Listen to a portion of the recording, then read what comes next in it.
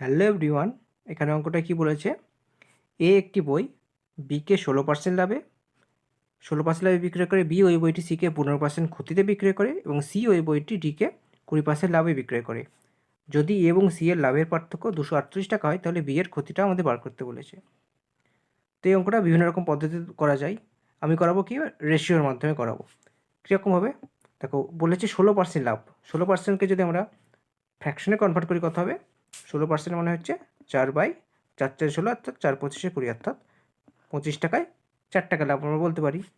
তাহলে এ বিকে বিক্রি করছে, এর ক্রয় মূল্য যদি 25 টাকা হয়, বিক্রি করবে কত? 29 টাকায়। এখানে এর ক্রয় মূল্য হচ্ছে 25 টাকা, বিকে বিক্রি করছে কত? 29 টাকায়। একইভাবে বি সিকে 15% ক্ষতিতে বিক্রি করছে। 15% ক্ষতি মানে কত? 15% ক্ষতি মানে হচ্ছে 15 মানে হচ্ছে 3/20, অর্থাৎ 20 টাকা জিনিস 3 টাকা লসে, অর্থাৎ 17 টাকায় বিক্রি করা। বি সিকে বিক্রি করছে কতই? 17 টাকায়। আর একইভাবে বলছে সি ওই বইটি ডিকে 20% লাভে বিক্রি করে। 20% লাভ মানে কি? 20% লাভ মানে 20% মানে 1/5।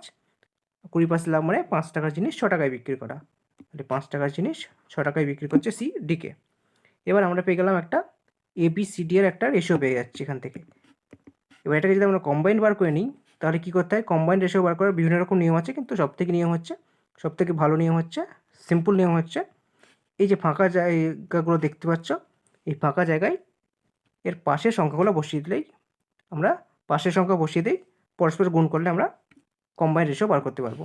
তাহলে এইখানে পাশের সংখ্যা কত রয়েছে? 29। এখানে আমরা বসিয়ে দিলাম 29, এখানে বসিয়ে দিলাম 29। এখানে রয়েছে 20, এখানে আমরা বসিয়ে দেবো 20, এখানে বসিয়ে দেবো 17। একইভাবে এখানে রয়েছে 5, এখানে বসাবো 5, এখানে বসাবো 5। এবার আমাদের এগুলো মাল্টিপল করলে, অর্থাৎ এগুলো প্রত্যেকের সাথে মাল্টিপল করলে আমরা কম্বাইন রেশিও পেয়ে যাব। এবার এখানে মাল্টিপল করতে গেলে কী করতে হবে? একটু ক্যালকুলেশনটা জটিল হয়ে যাচ্ছে, কিন্তু কিছু করার নেই, আমাদের মাল্টিপল করতেই হবে।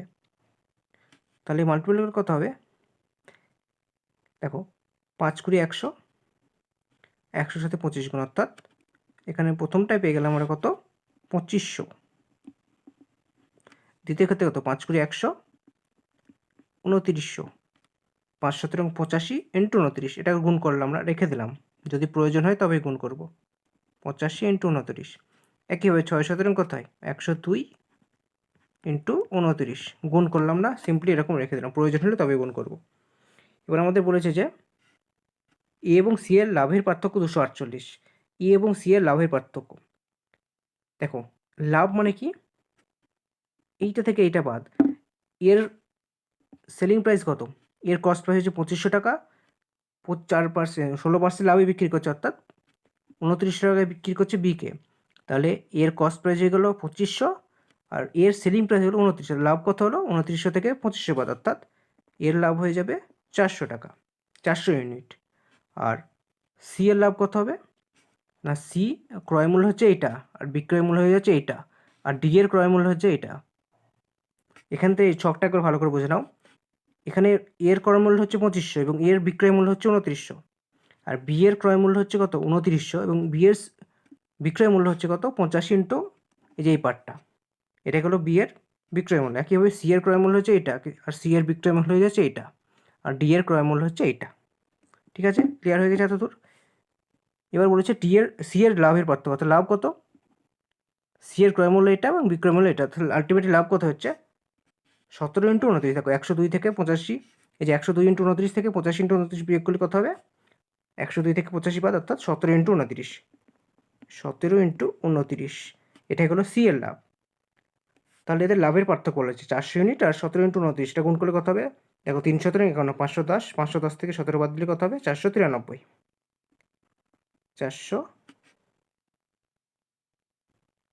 510 থেকে 493।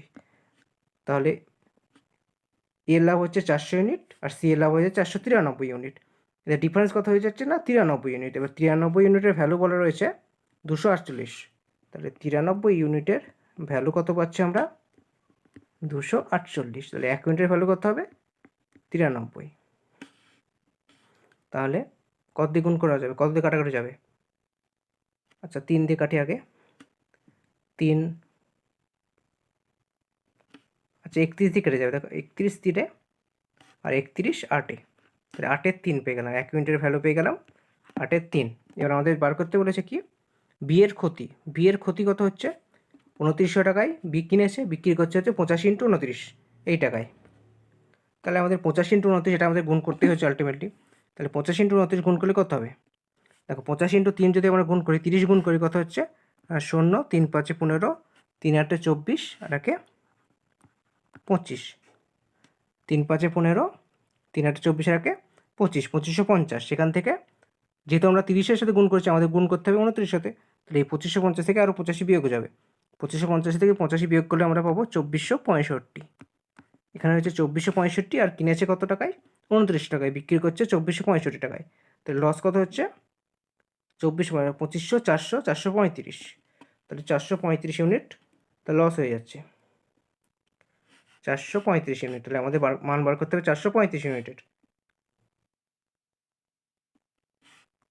ঠিক করলাম তো বিয়োগটা, 2900 থেকে 2465 বিয়োগ করতে হবে 2400, তাহলে যদি 2500 আর 400 আর এদিকে 35, 435 আমাদের বার করতে হবে 435 ইউনিটের ভ্যালুটা। 1 ইউনিটের ভ্যালু পেয়েছে 8-এর 3, তাহলে 8/3 ইন্টু 435 কত হবে 3 14 42, 3 5 15, 145। এখানে গুণ করলে কত হবে 8 5 40, 8 4 32 আর 4 32 4 36, 8 1 8, 8 3 11, অর্থাৎ 1160। 1160 টাকা হয়ে গেল অ্যান্সার। তো অপশান সি 1160 টাকা হয়ে গেল আমাদের অ্যান্সার। তো আশা করি অঙ্কটা ক্লিয়ার হয়ে গেছে। এখানে জাস্ট এই ক্যালকুলেশনটা একটু জটিল হয়ে গেছে, সেই জন্য অঙ্কটা একটু টাইম টেকিং হয়ে গেল, নাহলে অঙ্কটা খুব একটা টাইম টেকিং না। তো আশা করি অঙ্কটা বোঝা গেছে। যদি ভালো লেগে থাকে অবশ্যই কমেন্ট করে জানাবে, যদি কোথাও বুঝতে অসুবিধা সেটাও কমেন্ট করে জানাবে।